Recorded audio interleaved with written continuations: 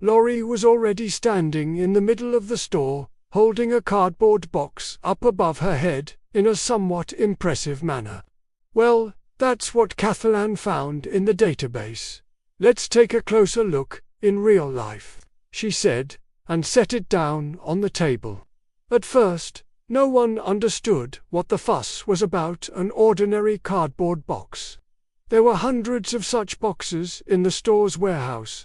Laurie opened the box and took out a compote set.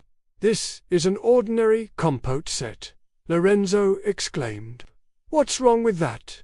You just think," Kathleen raised a finger, "that this is an ordinary compote set. Take a closer look. 5 small bowls in a larger bowl," Judy said.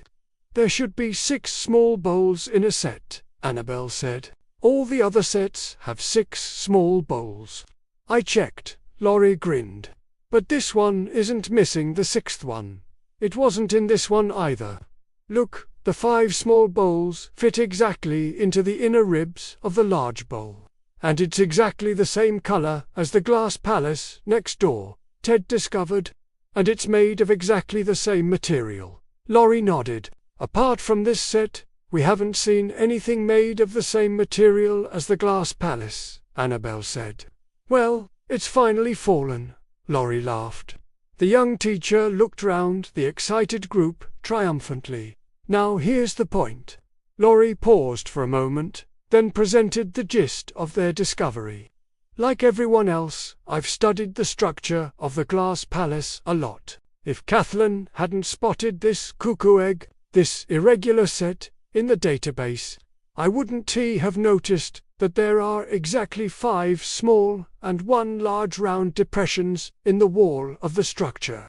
The 5 small depressions are on the side walls, and the larger depression is on the inside of the top of the building. I've done the necessary calculations, and I'm sure that the pieces of the set fit exactly into these seemingly meaningless, functionless, and randomly placed depressions.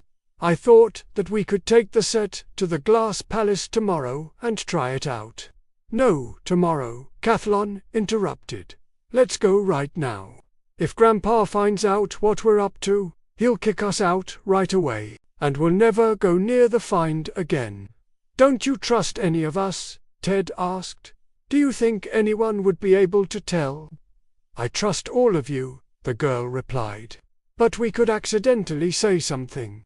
And anyway, why wait until tomorrow?" Since no one had any objections, they set off immediately. They hurried excitedly from Object 83 to the glass palace. Laurie went in front with a large bowl in her hand, and the others followed with a small bowl in their hand. They quickly found 5 small indentations on the side walls, and immediately inserted the small bowls into them. "Nothing happens," Laurie said disappointedly. "Maybe we should insert the 6th one, too," Lorenzo suggested. "Over there." Laurie gestured towards the 5-story dome. "How?" They looked at each other in confusion. Then Lorenzo took the bowl from Laurie's hand and placed it on the floor, right under the top of the dome. The surprisingly simple idea worked. The bowl, as if pulled by a string, began to rise towards the top of the dome. It floated upwards with nerve-wracking slowness, perhaps half an hour before it reached the top. When it had gone only a meter, the depression of the peak suddenly pulled it towards itself, and the bowl fit into it with a loud snap. "And now?" Judy asked. "I have no idea." Laurie spread her arms. They stood there for long minutes, bewildered, and then a strange hum and rumble broke the silence. The hum grew louder, and then suddenly a blinding glow filled the interior of the building. The light came from outside, from the top of the pyramid. The building's facade and ceiling were not evenly thick, so the light did not penetrate evenly into the interior either. More light poured in through the thinner parts of the walls, and the beams of light drew interesting, intricate patterns inside the palace.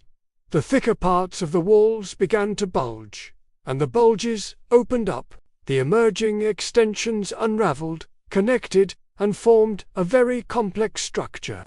The whole thing was like a multi-story house built of glass, with stairs, corridors, smaller and larger niches, rooms, halls, but after the entire structure built itself before their eyes, it was not difficult for them to realize that this was not a house, but a gigantic spaceship. The young people clung to each other in alarm, waiting for what would happen next. "Grandpa will kill us," Annabelle whispered, shivering. "Grandpa is the one I'm least afraid of right now," Judy replied.